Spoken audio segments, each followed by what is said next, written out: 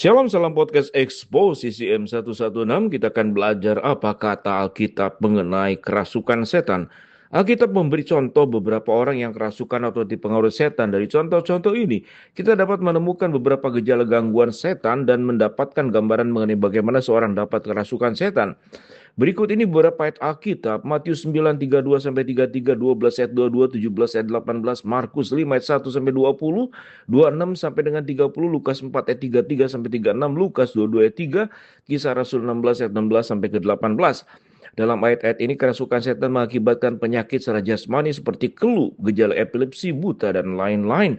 Dalam kasus-kasus lainnya kerasukan setan menyebabkan orang melakukan kejahatan seperti Yudas. Dan dalam Kisah Rasul 16 ayat 16 sampai 18, roh nampaknya membuat si hamba perempuan mengetahui hal-hal yang melampaui pengertiannya sendiri. Dalam kasus orang Gerasa yang kerasukan banyak roh yang memiliki kekuatan yang melampaui kekuatan manusia, berkeliaran dan telanjang berdiam di kuburan. Raja Saul setelah memberontak melawan Allah diganggu oleh roh jahat. 1 Samuel 16 ayat 14 sampai 15, pasal 18 ayat 10 sampai 11 dan pasal 19 ayat 9 sampai ke 10 hingga mengakibatkan ia depresi dan timbul keinginan dan tekad untuk membunuh Daud. Ada beraneka ragam gejala kerasukan setan seperti kelemahan jasmani yang bukan disebabkan oleh gangguan fisiologis, perubahan kepribadian seperti depresi berat dan sifat agresif yang tidak masuk akal, kekuatan supranatural, ketidakpedulian terhadap kepantasan dan interaksi sosial yang wajar, dan mungkin juga kemampuan memberi informasi yang tidak dapat diketahui caranya. Penting untuk diperhatikan bahwa hampir semua, kalau bukan semua, karakteristik itu mungkin dapat dipahami sebagai gejala fenomena lain, sehingga kita tidak begitu mudah mencap setiap orang yang depresi atau yang mengidap penyakit epilepsi sebagai kerasukan setan. Di sisi lain, saya kira dalam budaya Barat kita barangkali lebih serius dalam pertimbangan pengaruh setan dalam hidup seseorang. Selain ciri-ciri jasmani atau emosional ini, kita juga dapat melihat atribut rohani dan pengaruh kuasa setan pada diri seseorang. Atribut itu antara lain tidak mau mengampuni, 2 Korintus 2 ayat 4, 10 sampai 11, terutama percaya serta menyebabkan doktrin palsu khususnya yang berhubungan dengan Yesus Kristus dan karya penebusannya.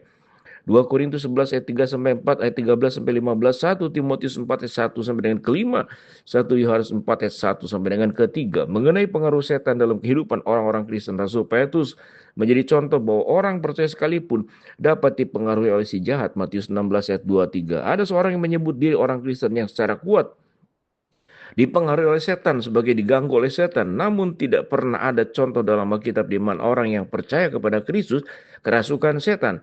Kebanyakan teolog percaya bahwa seorang Kristen tidak dapat kerasukan setan karena dia memiliki Roh Kudus yang tinggal di dalamnya.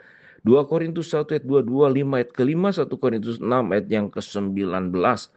Kita tahu bagaimana persisnya seorang membuka diri sampai bisa dirasuki. Jika Yudas menjadi contoh, dia membuka hatinya untuk kejahatan. Dalam kasus ini ketamakannya Yohanes 12 ayat yang ke-6. Jadi jika seseorang membiarkan hatinya dikuasai oleh dosa secara terus-menerus, mungkin saja ia akan menjadi undangan bagi setan untuk masuk.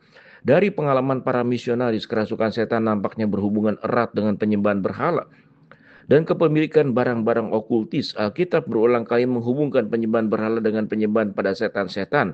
Imamat 17 ayat 7, Ulangan 32 ayat 17, Mazmur 106 ayat 37, 1 Korintus 10 ayat yang ke-12.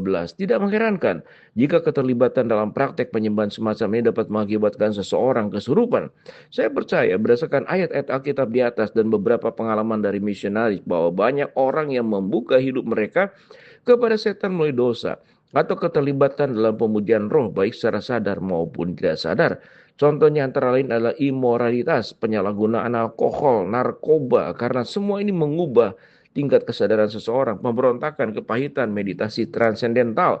Dalam budaya barat kita melihat meningkatnya pengajaran agama timur yang menyamar sebagai gerakan zaman baru.